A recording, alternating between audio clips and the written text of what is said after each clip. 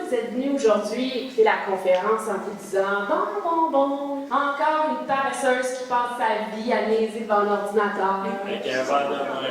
Avec un verre de vin. Pendant que vous, braves militaires canadiens, vous sauvez le monde. Ben, imaginez ce que moi, une civile travaillant dans le domaine des arts, je pense de vous.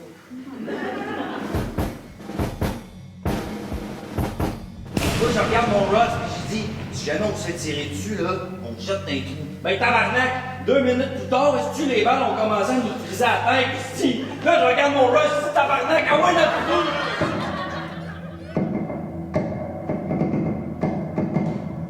On va s'imaginer quelle est la vie de Rita Bergeron. Elle a quel âge, Rita? À peu près. 68 ans. Et qu'est-ce qu'elle fait dans la vie, Rita, comme métier? Tabarnak! Je commence à paniquer, esti, je suis sûr que je vais me crever là.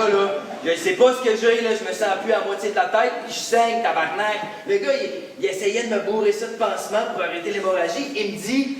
Si le paquet ne marche pas, tu m'en mets du quick là! Ouais, ça, c'est de la peau démostatique, ok? Ça réagit avec les liquides. Ça brûle à 273 Fahrenheit. Il me dit... Steve, il faut que je te mette ça! Là, moi, je le sais que c'est plus de la gaullisse de tarte, là. Ça fait que je bonne mes dernières volontés, tu sais. Je regarde le ciel, puis je me dis... Calice, on va voir de quoi, c'ti, un cheval blanc, un tunnel, un ange, un feu de l'enfer, je ne sais pas, mais de quoi tabarnak, là, tu sais? Parce que vous êtes les témoins de guerre à la fois intime et internationale. Vos récits sont importants et doivent être diffusés. Un coup, tu veux qu'on compte ça? Pardon? À qui tu veux qu'on raconte ça? Ben à tout le monde veut entendre vos histoires, c'est même le propre de l'être humain. Non, ce qu'on a vécu, ça intéresse personne. Hey, c'est pas vrai.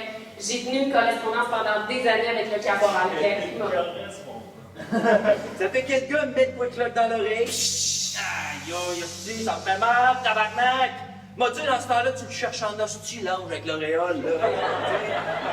On rit, là, on fait des jokes, là, mais ce n'est pas drôle, OK? Puis après ça, le médic, il me dit... Ça n'a pas marché, il faut que je recommence! Hey, moi, je me dis, ça y est, je suis mort, câlisse, je suis pas de bonne humeur, là. Moi, je peux pas croire que je me suis rendu là-bas combattre des hosties de crottés pour mourir abattu par mes propres troupes. Ah, je suis tabarnak! Hey! Puis moi, là, je m'étais tout le temps dit que si j'avais à mourir là-bas, je voulais que ça fasse mal, hostie. Je voulais le savoir que j'étais en train de mourir. Je voulais pas être vaporisé par une mine. Ça fait que là, je me disais, ben, au moins, ça, je l'ai. Ben, ça fait mal en tabarnak. J'ai ici la liste de nos exercices à venir. Vous nous direz lesquels concordent avec votre horaire. Pardon? Vous voulez que les militaires vous parlent? On vous parle, là. Il ne s'agit pas de parler à moi en particulier, là, ce que je voulais dire. Oui, sauf que quand un homme vous raconte qu'un tir de mortier est tombé à 200 mètres de sa position, vous allez dire, ben, voyons, il n'y a rien là, c'est loin, 200 mètres. Moi, je veux que vous l'entendiez. Après, vous éclairez ce que vous voudrez. Tu vas prendre la corde à 2 mains, tu vas te placer comme ça de côté, puis tu vas appuyer ta main contre ta hanche. Puis quand ils vont te tirer feu, tu vas tirer entre tes hanches avec la force de ton corps. OK? La neige tombe avec délicatesse entre les mots échangés que j'écoute pas. J'entends rien.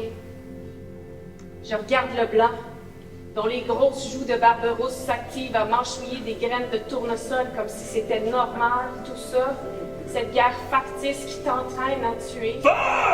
Et je tire sur la corde. Et elle avait dessiné une sainte vierge, avec une prière autour. Marie, protège-nous du feu. C'était vraiment beau. On l'a accroché dans le temple, tu sais, pour nous protéger, genre. Nous autres, on n'était pas non plus tellement du genre à se parler de nos émotions, mais ce soir-là, je sais pas pourquoi, on s'est regardé puis on s'est dit, hey, je suis contente que tu sois là, c'est juste ça, là. Puis, ben, tu sais, ça m'a fait plaisir, tu sais. Je me suis dit que j'avais un ami dans l'armée. En guerre, si tu tues pas l'ennemi, il va tuer tes troupes. Toi, là, tu vas appeler ça du meurtre, right? Right. Les civils sont comme ça. Ils veulent qu'on leur parle de ce qu'on a vécu, mais qu'on fasse semblant qu'on a tué personne. Mais regarde, si c'est ça que tu veux entendre, là, tu t'adresses pas à bonne personne. Moi, J'ai tué du monde. Là, les secours arrivent, les mécaniciens, ils nous disent de nous tasser parce qu'ils vont faire basculer le coyote pour sortir le sergent Médard en dessous. Ça fait qu'on remonte, je retourne à mon coyote, l'adjudant Vézina, il commence à nous expliquer un peu ce qui va se passer. Mais là, je l'interromps, puis je demande, tu sais. L'adjudant Vézina, j'ai une question. À ce moment-là, il savait ce que j'allais demander. Ils m'ont regardé droit dans les yeux, ils m'ont laissé continuer. Et où, Karine? Karine est morte, Daisy. Elle a été soufflée par l'explosion. J'étais revenu de l'autre bord de mon coyote, ça fait que je me suis avancée de 2 pas, tu sais, pour voir. C'est là que j'ai compris que la mine, elle l'avait déchiquetée. Puis pendant tout ce temps-là, pendant à peu près 3 quarts d'heure, tu sais, j'avais porté secours aux autres à travers les morceaux du corps de ma chum. J'ai eu un choc, je me suis mise à brailler. L'adjudant Vézina, il m'a pris dans ses bras comme un père.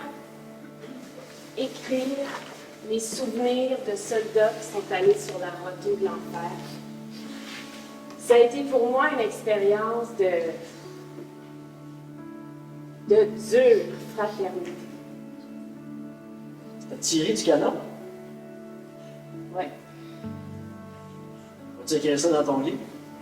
Ouais. Qu'est-ce que tu vas écrire d'autre?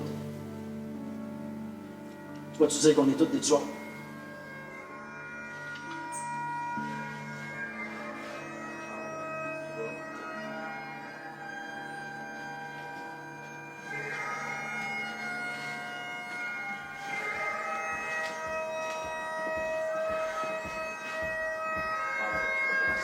Marche!